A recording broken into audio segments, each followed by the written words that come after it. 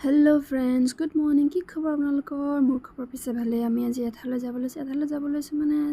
য'ত আমাৰ ঘৰ বনাইছে তাতে মানে আজি সৰুকে কীৰ্তন পুথি এখন আছে কীৰ্তন পাঠ এখন আছে তাতে আমি যাবলৈ ওলাই আছো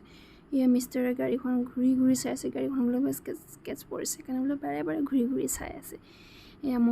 আমি ওলালো যাবলৈ তাতে মা প্ৰসাদবোৰ লৈ লৈছো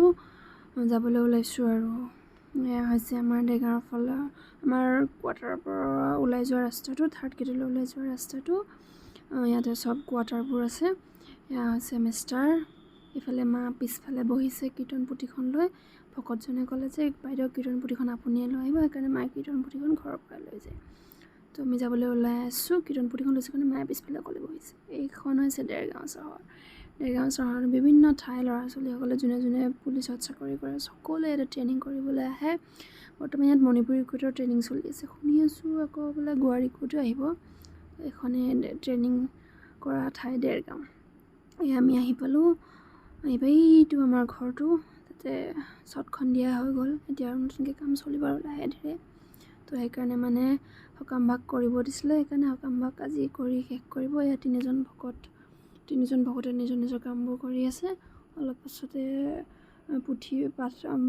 কীৰ্তন পুথিখন পাঠ কৰিব আমাৰ তাতে জুই কৰা লগাই চাহ বহালোঁ তেওঁলোকক চাহ দিবলৈ মায়ে এইফালে প্ৰসাদ ধুই আছে প্ৰসাদবোৰ ধুই মেলি মই এইফালে চাহটো বহাইছোঁ চাহটো হোৱাৰ পিছত ভকতসকলক খাবলৈ দিম খাই তাৰপিছত তেওঁলোকে পুথিখন আৰম্ভ কৰিব ইফালে পথাৰ আছে ইয়াতে পথাৰতে বহুত লোকে ধান ৰুই আছে ইফালে পুথি পঢ়ি আছে চাহ দিলোঁ চাহ দিয়াৰ পিছতে পুথি পঢ়িব ইফালে মায়ে ময়ো চাহ একাপ খালোঁ ভকত কেইজনেও চাহ খালে তিনিজনে ভকত মাতিব দিছিলে সেইকাৰণে তিনিজনে ভকত মাতা হৈছে ইফালে পুথিখন পাঠ কৰি আছে কীৰ্তন পুথিখন পাঠ কৰি আছে আমি মা মই আৰু দুজন ভকত মিলি শুনি আছোঁ আৰু মা বহি একদম কীৰ্তন পুথি শুনাত মগ্ন হৈ আছে পুৰা এতিয়া সকলো শেষ হ'ল